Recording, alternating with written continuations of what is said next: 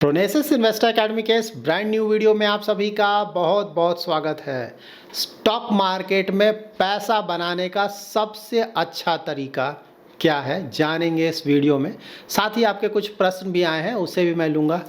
मैं बोलता हूँ जनरली ना लॉन्ग टर्म के लिए इन्वेस्टमेंट करें, तो आपका कुछ लोगों ने लिखा है कि लॉन्ग टर्म में पैसा बन ही जाएगा, इसकी क्या गारंटी है, इसकी क्या आप गारंटी ले सकते हैं, तो इसको कवर करूँगा। उसके बाद आप अपना पोर्टफोलियो बता दीजिए, मैं भी उसी तरह का पोर्टफोलियो बना लूँगा। तो ये सभी कुछ डिटेल में इस वीडियो में कवर करने जा रहा हूँ। वीडियो इन्फॉर्मेटिव एज ऑलवेज, अगर पसंद आए तो लाइक और शेयर करें। पहली बार हमारे यूट्यूब चैनल पे आए हैं या फिर लगातार आ रहे हैं, सब्सक्राइब नहीं किया है तो ज़रूर सब्सक्राइब करें। सबसे पहले मार्केट अपडेट से स्टार्ट करते हैं। यहाँ पे इंडियन स्टॉक मार्केट्स का परफॉर्मेंस चेक कर सकते हैं। तो जैसा कि एक्सपेक्ट किया जा रहा था ना, उसी तरह का परफॉर्मेंस है। डेली बेसिस पे हम तो ये डिस्कस कर ही रहे हैं। लार्ज कैप देखिए कोई खास गिरावट है नहीं, क्योंकि वहाँ पे वैल्यूएशंस रीजनेबल हो गए हैं। इसका ये मतलब नहीं कि आगे गिरावट नहीं आ सकता, लेकिन बहुत ज़्यादा गिरावट शायद यहाँ से ना आए, क्योंकि देखिए FIIs बेच रहे हैं लेकिन DIIs खरीदना स्टार्ट कर चुके हैं काफ़ी ज़्यादा ना, तभी तो ये काउंटर हो रहा है और गिर नहीं रहा है, क्योंकि FIIs के बेचने से तो इसे गिरना चाहिए था।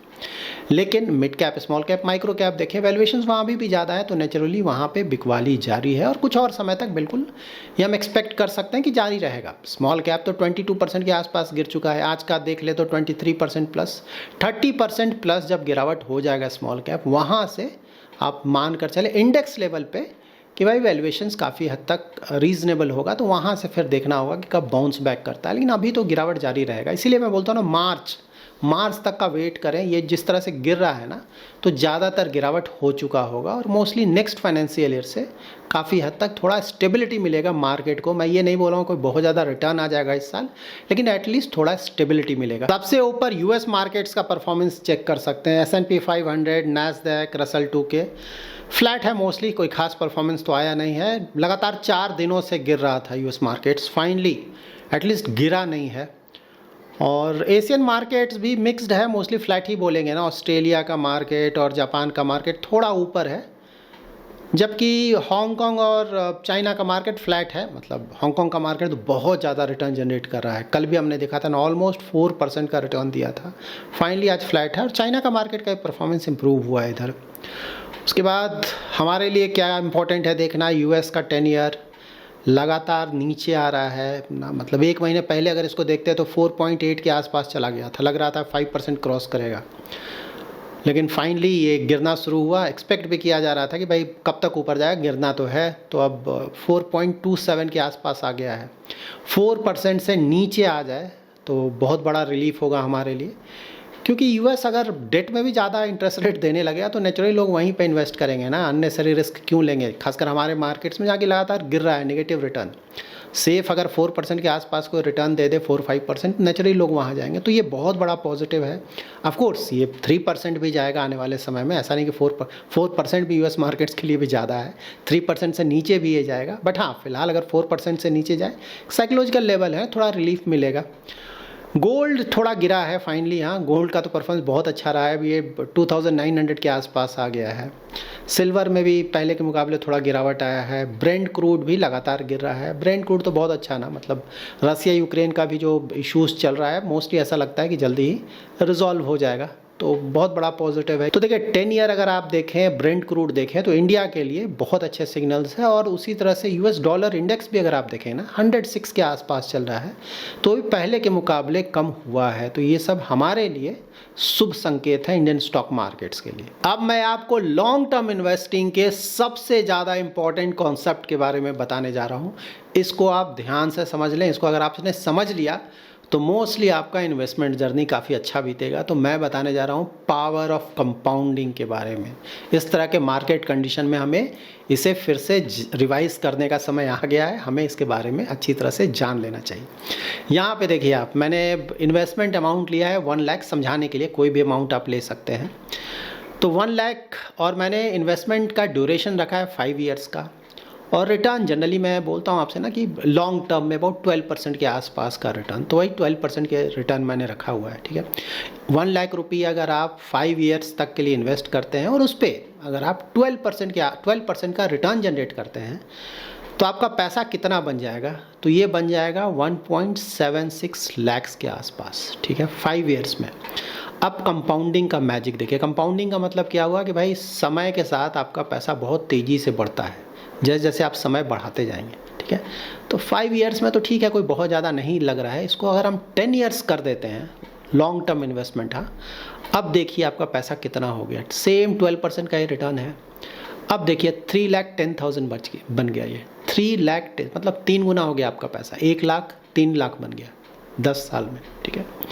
उसके बाद अगर इसको मैं 15 ईयर्स कर देता हूँ, अब ये 5.5 टाइम्स के आसपास हो गया ना, 5.5 लाख के आसपास। हाँ, 15 ईयर्स में। इसको अगर 20 ईयर्स कर देता हूँ, कितना तेज़ी से भाग रहा है पैसा देखिए। अब देखिए ऑलमोस्ट 10 टाइम्स के आसपास हो गया ना, मतलब थोड़ा सा 12%, थोड़ा सा ज़्यादा भी रिटर्न आ जाएगा तो ये 1 लाख रुपये 20 ईयर्स में आपका 10 लाख रुपये बन जाएगा।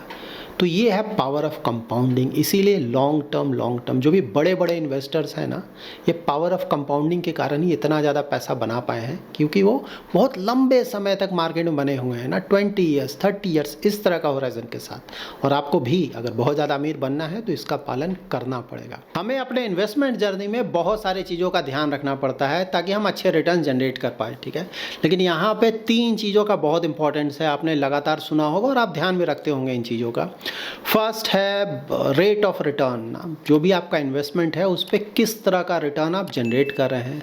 सेकंड है टाइमिंग, मार्केट को आप टाइम कर पाते हैं कि नहीं, या फिर आप कर रहे हैं कि नहीं। और थर्ड है टाइम इन द मार्केट, मतलब आप कितने समय का इन्वेस्टमेंट करते हैं ना, मतलब 1-2 मिनट का इन्वेस्टमेंट भी बहुत लोग करते हैं, कुछ लोग 1-2 दिन का करते हैं, 1-2 घंटे का करते हैं, कुछ लोग 1-2 महीने का करते हैं, और कुछ लोग 10-20 ईयर्स का भी करते हैं। तो आप कहाँ पे फिट बैठते हैं इस पे? तो देखिए, अगर आप ये सारे जो 3 पॉइंटर्स मैंने अभी बताए आपको ना, इन तीनों में अगर पूछा जाए कि सबसे ज़्यादा इम्पोर्टेंट कौन है, ठीक है, तो देखिए रेट ऑफ रिटर्न आपके हाथ में नहीं है, ठीक है। इम्पॉर्टेंट है नहीं है ये ऑफकोर्स डिस्कस करेंगे, लेकिन ये आपके हाथ में बिल्कुल नहीं है। तो मार्केट पे है ना, स्टॉक मार्केट आपके बोलने से तो ऊपर या नीचे करेगा नहीं, कभी ऊपर चला जाएगा कभी नीचे चला जाएगा, ठीक है, ये है। और शॉर्ट टर्म में तो खासकर इम्पॉसिबल है ना, कुछ भी बताना क्या हो जाएगा। टाइमिंग, अगेन टाइमिंग भी हमारे हाथ में नहीं है एग्जैक्टली मार्केट को टाइम करना, क्योंकि हम फ्यूचर नहीं देख सकते। हम नहीं बता सकते कि भाई इतना गिर गया अब इसके नीचे नहीं गिरेगा, या फिर इतना ऊपर चला गया इसके ऊपर नहीं चला जाएगा, हम नहीं बता सकते हैं, ठीक है ना। अब जैसे लार्ज कैप वैल्यूएशन तो अट्रैक्टिव है, लेकिन इसका ये मतलब नहीं कि और नहीं गिर सकता है, अंडर वैल्यूड हो जाएगा, गिर जाएगा तो, ठीक है। तो ये भी हमारे हाथ में नहीं है। और टाइमिंग जैसे होता भी है, चलो मार्केट ना 5-6 साल में बहुत ज़्यादा गिर जाता है 30, 40, 50%, लेकिन अब उसके लिए 5-6 साल पैसा लेकर कौन बैठा रहेगा ठीक है ना, कि भाई जब पूरा गिर जाएगा 40-50% तभी मैं इन्वेस्टमेंट करूँगा, तो वो भी प्रैक्टिकल तो है नहीं। और थर्ड है टाइम इन द मार्केट, ठीक है। तो आउट ऑफ दीज 3 हमारे हाथ में यही एक है, टाइम इन द मार्केट, ठीक है। इसीलिए मैंने आपको पावर ऑफ कंपाउंडिंग का दिखाया डिटेल्स, कि अगर आप लॉन्ग टर्म तक बने रहेंगे ना, 10 ईयर्स 20 ईयर्स, तो अगर रिटर्न थोड़ा कम भी है, मतलब 12% का रिटर्न कम नहीं होता है, मैं क्लियर कर दूं, 12% का रिटर्न बहुत ज़्यादा होता है। मतलब 10 ईयर्स में आपने देखा ना, ट्रिपल हो गया पैसा। तो और अगर 20-30 ईयर्स किसी ने रख लिया तब तो खैर बहुत ज़्यादा पैसा बनेगा। तो इसीलिए आप हमेशा ध्यान में रखें कि आपके हाथ में है, जो कंट्रोल में है, उस पे तो आपको बिल्कुल ध्यान रखना ही है, उसका ध्यान तो रखना ही है। बाकी जो कंट्रोल में नहीं है उसका तो नहीं, आप बहुत ज़्यादा कुछ कर नहीं सकते हैं, ठीक है। तो इसीलिए जितने लंबे समय तक आप इन्वेस्टमेंट करेंगे, आपके इन्वेस्टमेंट जर्नी के लिए उतना ज़्यादा अच्छा होगा। देखिए, अगर आप लंबे समय तक इन्वेस्टमेंट करेंगे तो रेट ऑफ रिटर्न भी मोस्टली एवरेज आउट करके ठीक ठाक आ जाएगा, ठीक है। कभी मार्केट बुरी तरह से गिरेगा, कभी बहुत तेज़ी से ऊपर जाएगा, बट हाँ, लॉन्ग टर्म में एवरेज आउट होकर वहाँ पर रिटर्न्स आपके ठीक ठाक आ जाएंगे, ठीक है। उसी तरह से टाइमिंग द मार्केट, तो टाइमिंग तो मैंने बताया कि बहुत ज़्यादा कष्टदायक है। वर्ल्ड में कोई भी ऐसा नहीं है कि जो कंसिस्टेंटली मार्केट को टाइम कर सके, ठीक है। तो इसीलिए इन चक्करों में तो पड़ना नहीं है। तो आसान यही है कि भाई आप ठीक ठाक इन्वेस्टमेंट प्रोडक्ट्स ना, क्वालिटी, अच्छे क्वालिटी के इन्वेस्टमेंट प्रोडक्ट्स में अपना इन्वेस्टमेंट करें, आराम से बैठे रहें, ठीक है। रियल इस्टेट में आप लोगों ने कई बार सुना होगा बहुत ज़्यादा रिटर्न आ गया तो वहाँ पर रिटर्न ऑफकोर्स अगर आप कंपेयर करेंगे इक्विटीज़ से लॉन्ग टर्म ना, तो ज़्यादातर केसेस में कम ही होगा। लेकिन फिर भी रियल इस्टेट क्या होता है ना, आप खरीद ले तो आप डेली बेचने नहीं जाते हैं, ठीक है। डेली उसका प्राइस नहीं चेक करने जाते, अरे गिर गया उठ गया, गिर गया उठ गया, ठीक है। रियल इस्टेट एक बार आपने खरीद लिया तो खरीद लिया, ठीक है, ठीक है ना। वो मतलब 10 साल 20 साल, या फिर शायद आप बेचे ही नहीं उसको, हमेशा के लिए रह गया, फिर नेक्स्ट जनरेशन के लिए चला गया। तो वहाँ पे आप 20-30 साल 40 साल में उसका रिटर्न्स देखकर बोलेंगे अरे इतना गुना बन गया, ठीक है। इक्विटी अनफॉर्चुनेटली आप वो करते नहीं हैं। इक्विटी तो डेली बेसिस पे आप देख रहे हैं, थोड़ा भी गिरा बेच दो, हाँ लॉस हो गया, ठीक है ना। तो सभी इन्वेस्टमेंट प्रोडक्ट में यही है, ठीक है। रिटर्न थोड़ा कम आए चलेगा, लेकिन आप लॉन्ग टर्म तक बने रहें, और लॉन्ग टर्म में इक्विटी का ही रिटर्न्स देखा गया जनरली कि ज़्यादा आता है। तो ऑफ कोर्स हमें कोशिश करना चाहिए कि इक्विटी में भी अपने जो टोटल कॉर्पस है उसका एक हिस्सा इन्वेस्ट करें और लॉन्ग टर्म तक बने रहें, बीच में भागे नहीं। भागेंगे तो फिर कोई फ़र्क। रियल एस्टेट भी आपने खरीद दिया, आज खरीदा कल बेच दिया, तो क्या आपको रिटर्न मिलेगा? सभी जगह वही है, ठीक है। चलिए एफडी भी कोई करता है, तो एफडी मतलब लॉन्ग टर्म तक इन्वेस्ट करेंगे तब तो वहाँ थोड़ा पैसा आएगा। अब एफडी किया आपने 7 दिन में निकाल लिया, मिनिमम 7 डेज़ का एफडी होता है, तो क्या रिटर्न आपको आएगा? तो सभी जगह सारे इन्वेस्टमेंट प्रोडक्ट में वही है, ठीक है। तो ये ध्यान में रखें। और हमें ये भी ध्यान में रखना चाहिए कि जब आप बार बार बेचते हैं तो वहाँ पे ट्रांजैक्शन कॉस्ट है, फ्री ऑफ कॉस्ट तो होता नहीं है। बाय सेल करते हैं तो उसका कुछ पैसा आपको देना पड़ता है। टैक्सेस है, अगर कुछ प्रॉफिट बना, प्रॉफिट के बाद आपने बेचा तो टैक्स पे करो, ठीक है ना।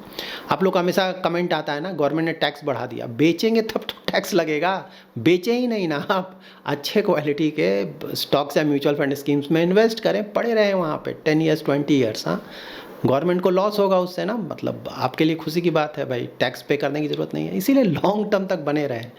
लॉस होगा तब भी आपको टैक्स पे करने की ज़रूरत नहीं है, और जब बेचेंगे नहीं तब भी आपको टैक्स पे करने की ज़रूरत नहीं है। 10 ईयर्स 20 ईयर्स एटलीस्ट इसलिए आप बने रहें कि भाई टैक्स पे करना होगा। स्टॉक मार्केट में मैं बोलता हूँ 12 to 14% का रिटर्न। क्यों ऐसा बोलता हूँ? तो इसके पीछे ऑफकोर्स रीज़न है।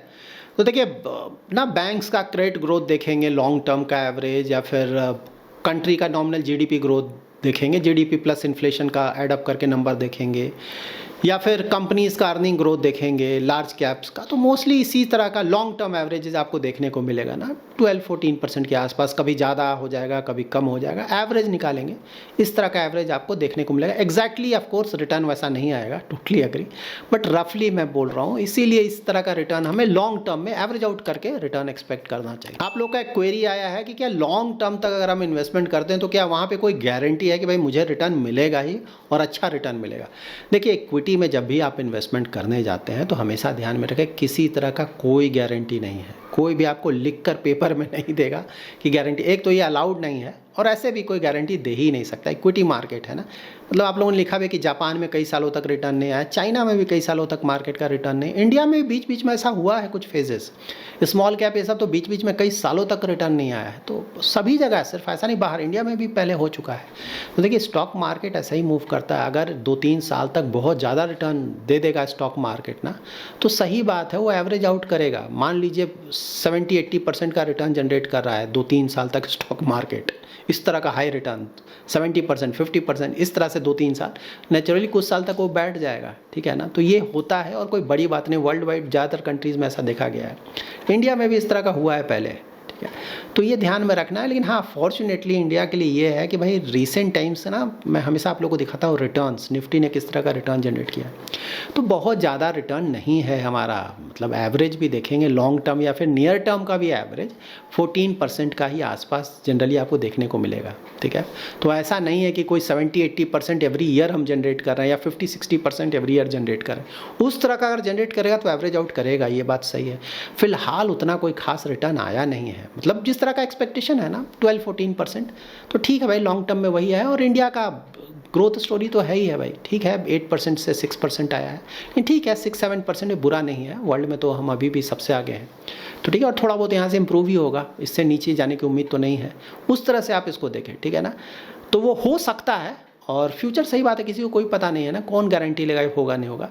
लेकिन फिलहाल जिस तरह का चल रहा है उसमें चांसेस कम लग रहे हैं कि नियर फ्यूचर में एटलीस्ट, कि ऐसा नहीं कि अगले 10 साल तक कोई पैसा ही ना बने, ऐसे चांसेस कम लग रहे हैं। क्यों कम लग रहे हैं ऑलरेडी मैंने आपको बताया, क्योंकि उतना ज़्यादा रिटर्न हमारे यहाँ आया नहीं है, मोस्टली इसलिए। लेकिन हाँ, गारंटी कोई नहीं दे सकता है। उसके बाद क्वेरी है कि आप अपना पोर्टफोलियो बता दें ना, स्टॉक में आपने किन किन स्टॉक्स में इन्वेस्टमेंट किया है, किन किन म्यूचुअल फंड्स में इन्वेस्टमेंट किया है, मैं भी उसी में इन्वेस्टमेंट कर दूँगा, ठीक है। तो इस तरह के क्वेरी तो बहुत आते हैं।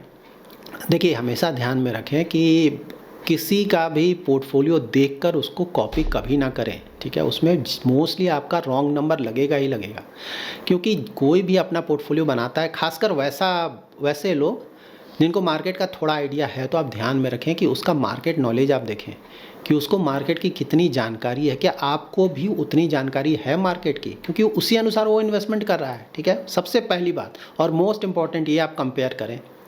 उसके बाद देखिए उसका रिस्क प्रोफाइल क्या है, उसका इन्वेस्टमेंट होराइजन क्या है, वो मैच करता है क्या आपका।